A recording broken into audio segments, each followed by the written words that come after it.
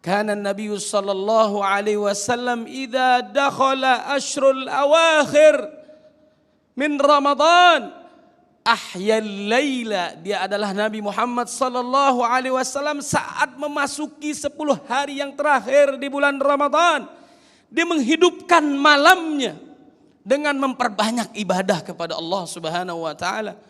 Wa aiqadha ahlahu, membangunkan keluarganya untuk ibadah kepada Allah Subhanahu wa taala. Wa shadda mi'zarahu, mengencangkan ikat pinggangnya, menjauhkan istrinya dalam rangka ketaatan kepada Allah Subhanahu wa taala. Jangankan di siang hari yang memang dilarang oleh Allah Subhanahu wa taala, wala tubashiruhunna wa antum aakifuna fil masajid. Dia tidak berhubungan dengan suaminya, dengan istrinya, karena dilarang oleh Allah di siang hari. Kemudian saat-saat dia i'tikaf, mendekatkan diri kepada Allah di malam hari pun ditinggalkan istrinya dalam rangka mendekatkan diri kepada Allah Subhanahu wa taala. Masya Allah, tabarakallah. Itu yang pertama, kesungguhan Nabi Muhammad sallallahu alaihi wasallam dalam memasuki di bulan Ramadan.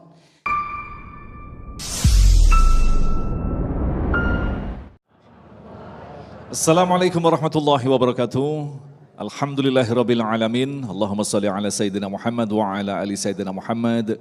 Puji syukur kepada Allah yang telah memberikan kesempatan kepada kita untuk kembali bersilaturahim dalam majelis ilmu Damen Usaku spesial bulan suci Ramadan. Dan di dalam kesempatan kali ini kita kembali bersiaran secara langsung dari Masjid Al-Furqan, Boulevard Hijau Harapan Indah, Kota Bekasi.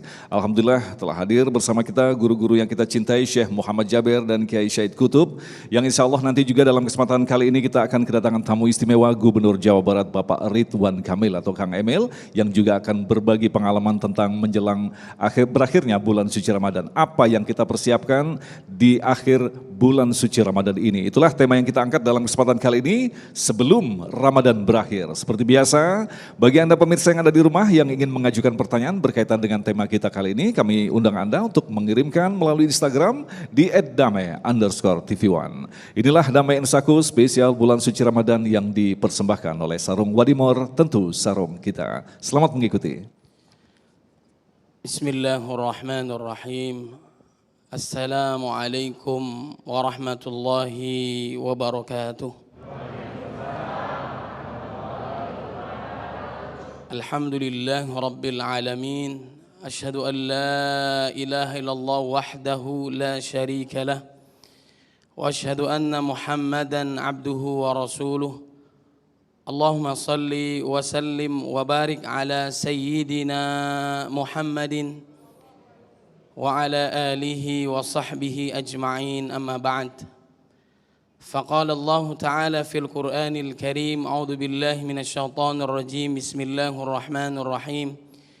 Ya ayyuhalladzina amanu kutiba alaikumus shiyam kama kutiba alal ladzina min qablikum la'allakum tattaqun. وقال النبي صلى الله عليه وسلم من صام رمضان إيمانا واحتسابا غفر له ما تقدم من ذنبه. البخاري. صدق الله العظيم وصدق رسوله النبي الكريم ونحن على ذلك من الشاهدين. Yang sama-sama kita muliakan Gurunda Syekh Muhammad Jaber, dan juga yang kita muliakan Pak Gubernur Jawa Barat Pak Ridwan Kamil, dan semua jamaah yang hadir Masjid Al-Furqan, dan juga pemirsa TV One di mana saja berada. Alhamdulillah kita sudah memasuki hari yang ke-18 di bulan Ramadan.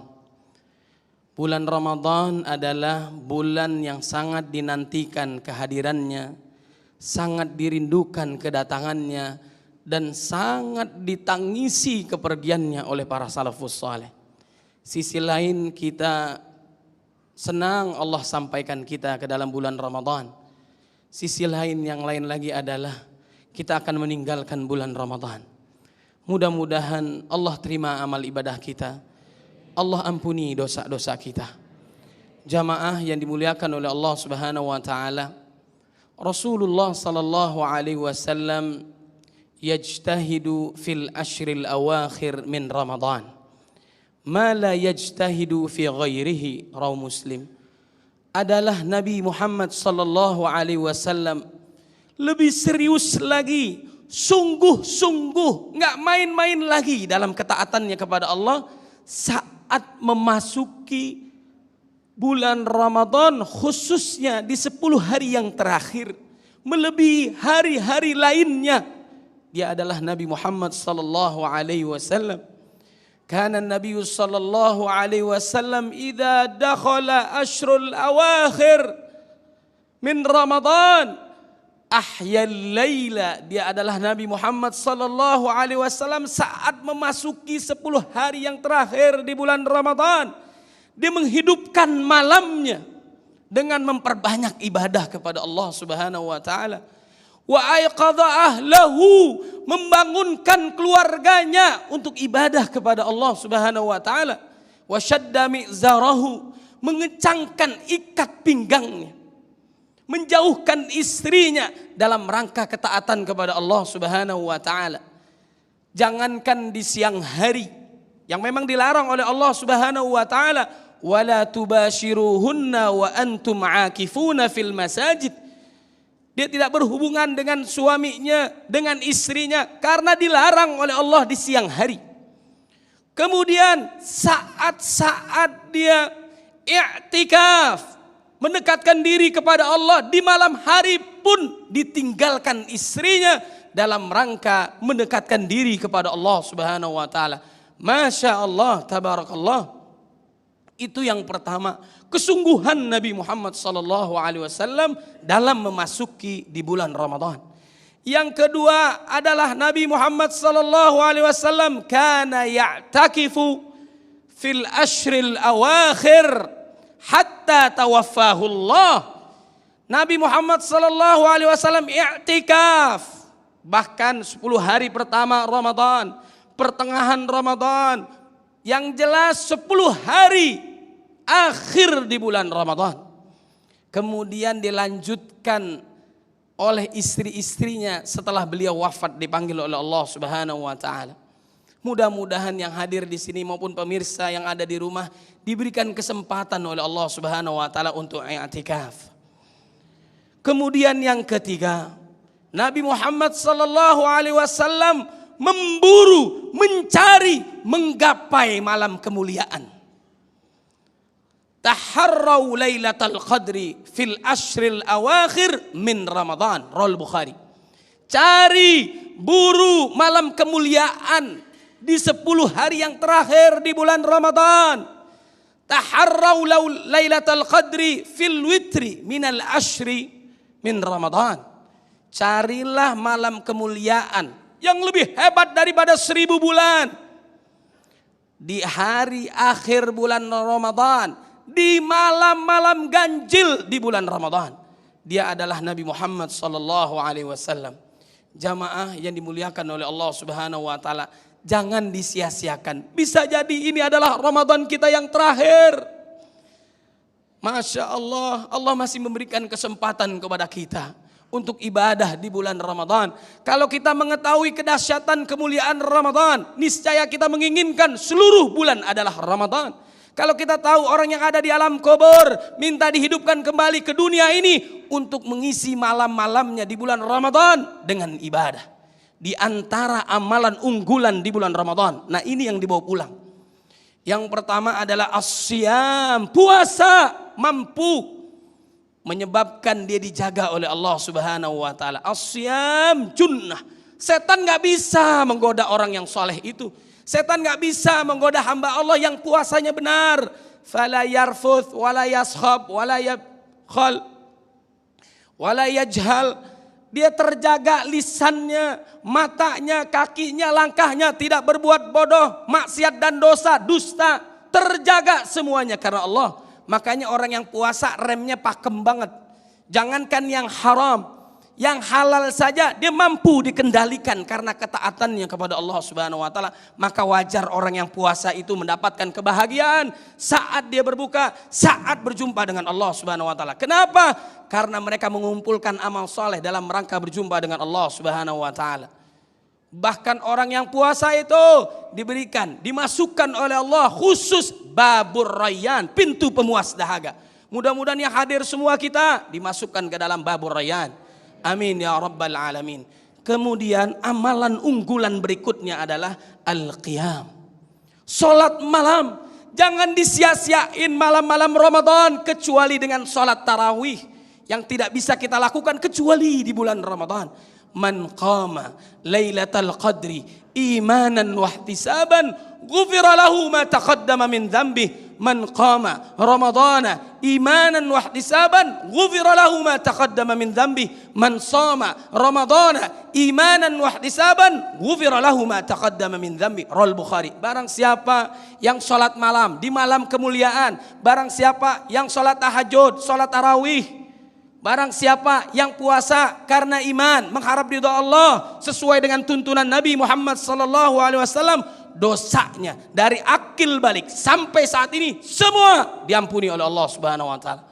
Mudah-mudahan dosa kita yang besar, yang kecil, yang kita tutup dengan rapi, kita sembunyikan, anak, istri, suami, keluarga nggak ada yang tahu, tapi Allah menatap kita. Alladzi yaraka hina takum, semuanya diampuni oleh Allah Subhanahu wa taala.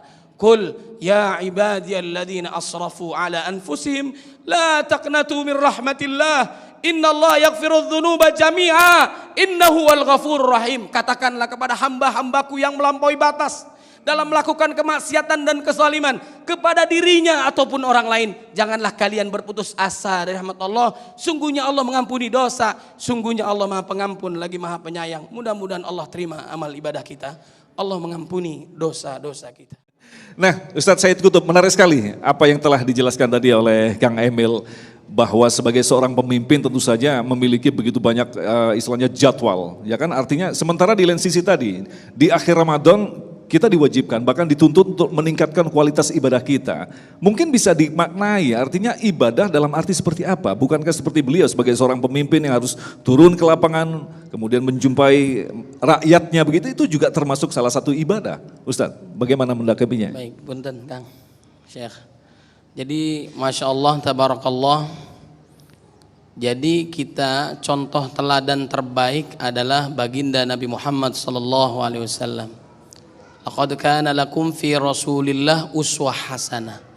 Dari semua sisi adalah sempurna. Dia adalah nabi, akhlaknya mulia, Allah memuji ciptaannya sendiri. Wa rafa'na laka dzikrak. Bagaimana Nabi Muhammad SAW sebagai pemimpin, bagaimana dia menjadi kepala rumah tangga, memimpin pasukan, mengatur baitul mal, semuanya sempurna adalah Nabi Muhammad SAW. Jadi semuanya sudah dilakukan oleh Nabi. Saat di pagi hari seperti mujahid fisabilillah, seperti singa di padang pasir, semangat dalam mencari nafkahnya, semangat dalam melakukan tugasnya, menuntut ilmu, mencari nafkah. Kemudian juga bukan hanya Ma'isyah tapi juga cari Aisyah yang masih belum dapat jodoh ya. Nah ini semangat di siang hari.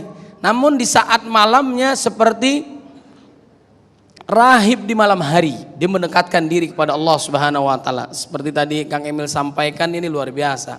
Paginya mengabdi untuk negara, malamnya mengabdi untuk Allah Subhanahu wa taala. Ini yang dilakukan oleh para sahabat Nabi Muhammad sallallahu alaihi wasallam. Jadi saat memasuki Ramadan, makanya kita berdoa kepada Allah agar Allah memberikan kesehatan kita selama di bulan Ramadan. Kenapa? Dari awal Ramadan sampai akhir Ramadan full ibadah. Sama seperti sholat. Makanya ini kerinduan yang sangat dalam bagi mereka yang rindu kepada Allah Subhanahu wa taala, salafus saleh. Mereka berdoa kepada Allah 6 bulan sebelum kedatangan Ramadan. Saat memasuki Ramadan mereka berdoa kepada Allah, Allahumma ahillahu alaina bil yumni wal iman was salamati wal islam rabbi wa rabbukallah. Intinya Allah berikan ketenangan, kedamaian, ketentraman, keselamatan, kesehatan selama Ramadan. Setelah melewati Ramadan, 6 bulan berikutnya mereka kembali berdoa kepada Allah agar amal ibadahnya selama di bulan Ramadan diterima oleh Allah Subhanahu wa taala. Jadi kita totalitas ibadah, mencari nafkah, mengabdi kepada negara, itu semuanya beribadah kepada Allah. Makanya puasa mengajarkan kita tidak melakukan maksiat dan dosa. Siapa yang tadi sholat duhur kumur 3 kali keluar 2? Siapa yang berani? sebelum azan takbir maghrib 5 menit kita makan minum, berani nggak? Nggak berani kan? Kalau ini kita kaitkan dengan tugas kita, mencari nafkah, mengabdi negara dan sebagainya, berani nggak korupsi? Inilah kalau kerja kita, ngabdi kita bernilai ibadah di sisi Allah Subhanahu wa ta'ala. Mudah-mudahan yang berikan jabatan oleh Allah Subhanahu wa ta'ala semakin amanah, ulama kita diberikan keikhlasan, jamaah kita diberikan kebahagiaan dunia dan akhirat. Amin ya rabbal alamin. Baik, terima kasih. Selanjutnya kami persilakan kepada Ibu Neng Arif yang akan dijawab oleh Ustadz Syahid Qutub. Silakan. Terima kasih Mas Agung atas waktunya. Assalamualaikum warahmatullahi wabarakatuh. Semoga Pak Ustadz diberikan kesehatan, sehat walafiat semuanya Pak ya. Pertanyaan yang saya utarakan sebagaimana tadi utarakan oleh Bapak Gubernur kami tentang mudik. Kiat-kiat apa yang kita lakukan seperti yang tadi bicarakan malam 10 terakhir disangkutkan dengan kebiasaan tradisi yang ada di Indonesia itu yaitu mudik. Nah, apakah kita dalam mudik itu bisa untuk meraih Lailatul Qadar? Dan bagaimana ciri-ciri orang yang dihampiri oleh Lailatul Qadar itu? Terima kasih. Wassalamualaikum warahmatullahi wabarakatuh. Assalamualaikum warahmatullahi wabarakatuh. Silakan Ustaz. Baik Bunda, Masya Allah, tabarakallah pertanyaannya. Jadi kebiasaan kita mudik. Di sini pada mudik nggak, Bapak Ibu? Mudik ya. Saya tanya, Nabi setiap tahun mudik nggak? Tapi jangan panik Bu, ya nggak panik, jangan, tenang aja Bu. Mudah-mudahan yang mudik pulangnya selamat, baliknya selamat. Amin ya rabbal alamin. Jadi itu udah menjadi kebiasaan kita. Yang nggak suka pulang kampung berarti nggak punya kampung. Jaga kampung ya, kesian deh ya. Tapi semuanya berkah insya Allah. Agar kita mendapatkan keberkahan Lailatul Qadar Ramadan, walaupun kita pulang kampung jangan pernah tinggalkan sunnah Nabi Muhammad SAW. Di antaranya tadi disampaikan oleh Syekh Muhammad Jabir. Ini luar biasa. Sebelum saya lanjutkan, saya pernah diimami oleh beliau di Masjid Agung Sunda Kelapa Syekh ya. Sebelumnya Syekh Ali Jabir Allahu yarham, itu saya belum kenal beliau nih, beberapa tahun yang lalu. Itu rasanya kita diimami oleh beliau, itu rasanya surga itu dekat ya. Bahkan saya mengungkapkan, baru saya ungkapkan nih, mungkin beliau baru tahu sekarang ya. Ini orang ini kira-kira nih, menurut saya pada saat itu ini ahlul jannah insya Allah gitu. Seperti malaikat keadaannya, saking kita senangnya, bahagianya, bacaannya senang. Makanya pilihlah imam-imam kita yang terbaik. Bukan berarti yang tua-tua, yang sepuh nggak boleh jadi imam Bapak Ibu, bukan. Apalagi nafasnya yang Senin Kamis ya, azannya capek, suaranya lemes, nanti jamaahnya zikir-zikir, nunduk-nunduk lama-lama tidur ya. Pilih yang senang, yang bahagia, bacaannya kita mengingatkan Allah Subhanahu wa taala. Senang, bahagia banget, kuat betah lama-lama. Ya walaupun 23 rakaat, bahkan mungkin ada yang 1 juz di masjid kami, ada di Masjid Al-Hikmah ini Jakarta Selatan, itu kalau masuk Ramadan itu 1 juz 1 malamnya. Kemudian saat i'tikaf 10 hari yang terakhir itu 3 juz 1 malamnya. Jadi sebulan 2 kali hatam minimal Bapak Ibu, minimal kita di Ramadan sekali hatam seperti Nabi. Bahkan menjelang Nabi Muhammad SAW wafat, dia 2 kali hatam. Jadi kalau kita sibuk, datanglah ke masjid-masjid yang diadakan 1 juz 1 malamnya. Ibu, ayah bisa lihat Quran. Malamnya Qiyamul Lail, ikut aja. Mudah-mudahan dimudahkan oleh Allah Subhanahu wa taala. Kemudian saya tambahkan lagi untuk amalan soleh kita di saat Lailatul Qadar adalah apa? Perbanyak zikir dan doa. Saat Aisyah berjumpa dengan Lailatul Qadar, bagaimana wahai Nabi? Dia tanya kepada Nabi suaminya. Jangan lupa doa, Allahumma innaka afuun tuhibbul afwa fa'fu anni ya karim. Mudah-mudahan Allah ampuni dosa-dosa kita. Kemudian mau tahu enggak kita mendapatkan Lailatul Qadar atau enggak? Mau tahu enggak amal ibadah kita diterima oleh Allah atau enggak? Mau tahu enggak kita menjadi hamba Allah bertakwa atau enggak? Betul enggak Bunda? Ada perubahan enggak dalam diri kita? Kalau kita nanti memasuki bulan Syawal, ada perubahan, Allah berikan taufik kepada kita mudah melakukan amalan sunnah, amalan wajib, tandanya amal ibadahnya, Lailatul Qadarnya, dosanya diampuni oleh Allah Subhanahu wa taala. Jadi jangan sampai meninggalkan ibadah kita di bulan Ramadan. Malamnya hidupkan dengan sholat malam, baca Quran, tilawah, sodako, zikir dan doa. Siangnya juga dengan ibadah, maupun kita mencari nafkah, menuntut ilmu dan sebagainya. Niatkan semuanya karena Allah Subhanahu wa Ta'ala. Walaupun urusan ganjil dan genap itu urusan pemerintah, ya. Sabtu dan Ahad libur, ya.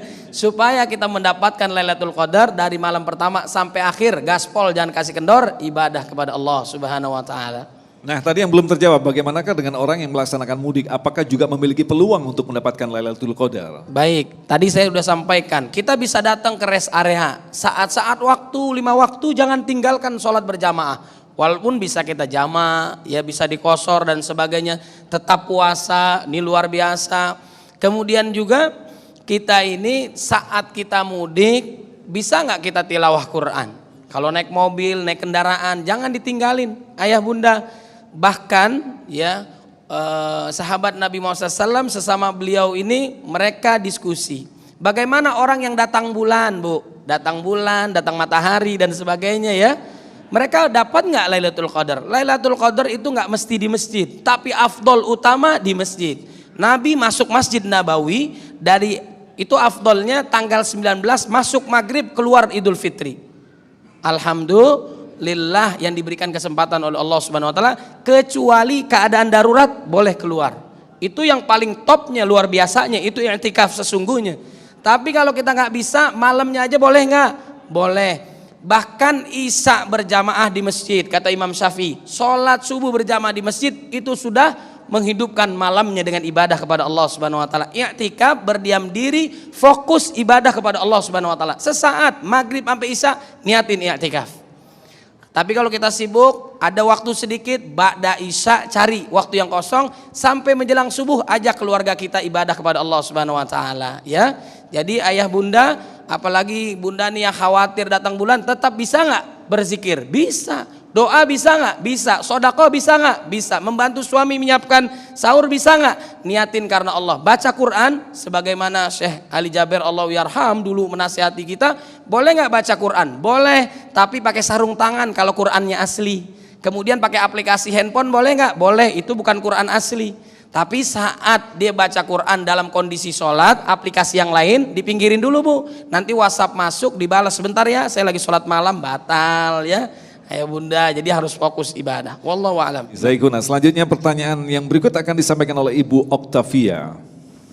Akan dijawab oleh Ustadz Said Kutub, silakan. Bismillahirrahmanirrahim. Assalamualaikum warahmatullahi wabarakatuh.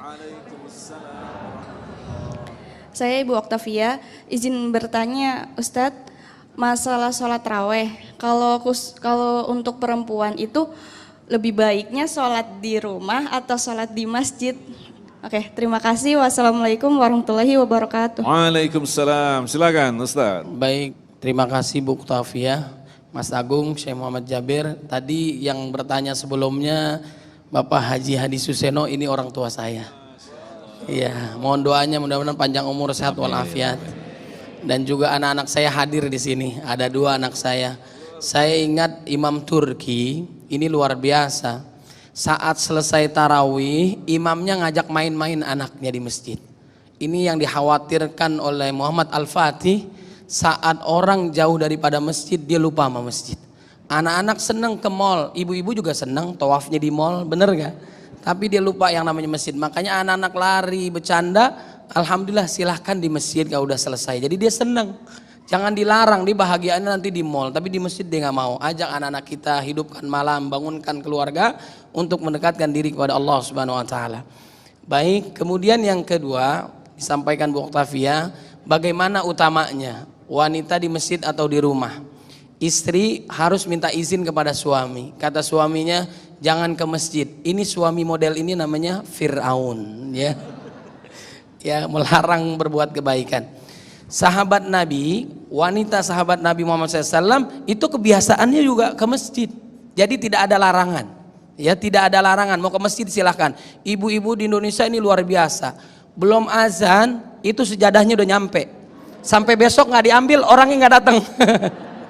Mudah-mudahan diberikan kemudahan ya dalam ibadah di tempat lain mungkin ya. Jadi afdolnya di mana? Silahkan. Di masjid boleh, di rumah boleh. Secara kodrat wanita dengan laki-laki berbeda. Tapi derajatnya di sisi Allah sama kalaupun dia di rumah. Inna akramakum indallahi atqakum. Yang paling mulia di sisi Allah adalah orang yang paling bertakwa kepada Allah Subhanahu wa taala. Yang bisa ada kesempatan, ada waktu ke masjid. Setiap langkah ampunan dosa, setiap langkah ditinggikan derajatnya oleh Allah Subhanahu wa taala.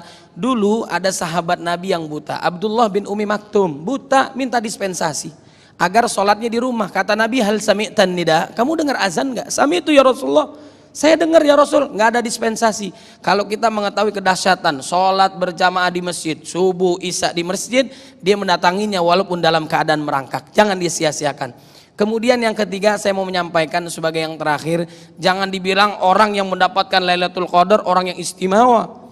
Mohon maaf ya, saya misalnya yang pakai jubah misalnya, contoh aja tadi ya, atau kita jenggotnya yang 10 kali lebih tebal, jidatnya hitam, kakinya luar biasa lah, bawaannya mau ke masjid aja, kita belum tahu. Inilah yang paling dikhawatirkan oleh salafus saleh. Dia merasa amal ibadahnya sedikit, kemudian takut amal ibadahnya selama ini tidak diterima oleh Allah Subhanahu wa taala. Yang ketiga, wafat dalam keadaan su'ul khatimah. Salafus saleh sangat mengkhawatirkan itu. Kemudian apa? Ini ada cerita dari seorang syekh ini, bahwa ada seorang di Maroko itu dia mimpi berjumpa dengan Nabi Muhammad SAW, bahwa kata Nabi, si fulan ahlul jannah, si fulan ahlul jannah, si fulan ahlul jannah. Akhirnya dia bertemu kepada orang ini di Makkah. Di mana? Di Mekah Al-Mukarramah. Ditemukan ternyata tidak sesuai apa yang dibayangkan. Orangnya soleh, bawaannya wudhu, pakai gomis, jenggotnya tebal dan sebagainya. Ternyata orang biasa aja. Ternyata amal ibadah apa yang dilakukan sehingga memudahkan langkahnya ke surga, dia membantu janda-janda yang kesulitan saat suaminya meninggal dunia. Mulai saat itu setengah dari gaji saya berikan buat janda-janda itu. Wafat dalam keadaan sujud, luar biasa, dipanggil oleh Allah husnul khatimah. Wallahu a'lam. Baik, terima kasih Syekh Muhammad Jaber dan Ustadz Syahid Qutub yang telah memberikan nasihat yang sangat luar biasa sekali, dan sekaligus ini menjadi pengingat bagi kita. Kita masih memiliki sisa waktu dan tentu saja kita akan tingkatkan kualitas keimanan kita, dan sambutlah hadiah besar yang akan diberikan oleh Allah khususnya di akhir-akhir hari di bulan suci Ramadan. Tetaplah bersama kami, Damai Indonesiaku.